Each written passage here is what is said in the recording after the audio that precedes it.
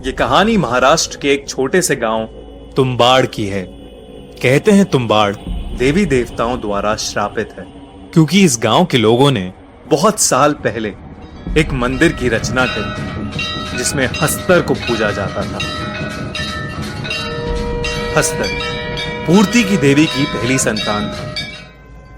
पूर्ति की देवी यानी अनगिनत अनाज और सोने का प्रतीक और 16,000 देवी देवताओं को जन्म देने वाली जननी।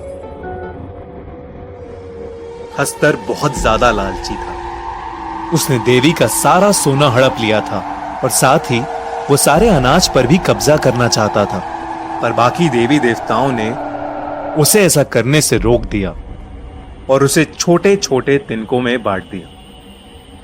पूर्ति की देवी अपनी पहली संतान को बेहद प्रेम करती थी और हस्तर का नाश होने से पहले उन्होंने उसे बचा लिया, लेकिन एक शर्त पर, कोई उसे कभी नहीं पूजेगा और उसे भुला दिया जाएगा। पर तुम्बाड़ गांव के पूर्वजों ने जब से उसका मंदिर बनाया, तब से देवी देवताओं का क्रोध तुम्बाड़ पर बारिश बनकर बरसता है। लेकिन कहते हैं हस्तर ने प्रसन्न होकर अपना जितना सोना था सब उस मंदिर को अर्पित कर दिया। लेकिन वो मंदिर के अंदर कहां छुपा है ये किसी को नहीं मालूम। कई लोग वो खजाना पाने की चाह में मंदिर में गए तो जरूर, पर कभी वापस नहीं लौटे। इसलिए वो मंदिर सालों से बंद पड़ा है। गिरीश नाम के एक पंडित ने भी उसी खजाने की लालच में हस्तर की खूब पूजा करी और वहां जाने का सोचा। उस दिन हमेशा की तरह बाहर जोरदार बारिश हो रही थी। मंदिर के अंदर बहुत अंधेरा था और किसी मरे हुए जानवर की बू आ रही थी। अपने हाथ में मशाल लिए वो आगे बढ़ा। उसका पैर एक हड्डी के ढांचे पे पड़ा और उसने देखा कि उसके आसपास जंगली पेड़ों की लपट में कई लोग अधमरे से पड़े थे। वो ये देख के बहुत घबरा गया, पर हिम्मत करके आगे बढ़ा। उसे अचानक एक जानवर की दहाड़ने की आवाज आई। उसने छिप के देखा तो आधे इंसान और आधे भेड़िए जैसा जानवर किसी इंसान की चमड़ी को चबा रहा था। गिरीश ये सब देख ही रहा था कि उसके बगल से और वो उनसे बचते बचते नीचे गिर पड़ा।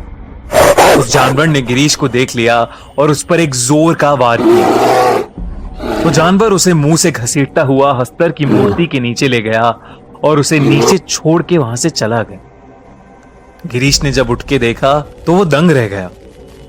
वहां हस्तर की मूर्ति के ठीक नीचे सोने की अनगिनत मुद्राएं रखी हुई थी। गिरीश की आंखें चमक उठी और वो अपनी पोटली में सारा सोना भरने लगा। तभी अचानक मंदिर में बहुत जोर जोर से धमधम होने लगी और पूरा मंदिर हिलने लगा। जब गिरीश ने नजर उठा के देखा तो हर तरफ से भूतों की फौज हाथ में मशाल लिए उसकी तरफ आगे बढ़ रही थी। ऐसा डरावना दृश्य देख के उसके पसीने छूट गए और वो पोटली वहीं छोड़कर बहुत जोर से दरवाजे की तरफ भागा और किसी तरह वो आग में लिपटा हुआ मंदिर के बाहर पहुंचा। बारिश तेज थी जिसकी बदौलत आग तो बुझ गई, पर उसका सारा शरीर जल चुका था। सभी गांव वालों ने उसका बहिष्कार कर दिया और उसके बीवी बच्चे उसे छोड़ के चले गए। उस दिन के बाद गिरीश सबको पागलों की तरह बोलता रहा, अंदर मत जाना, अंदर मत जाना।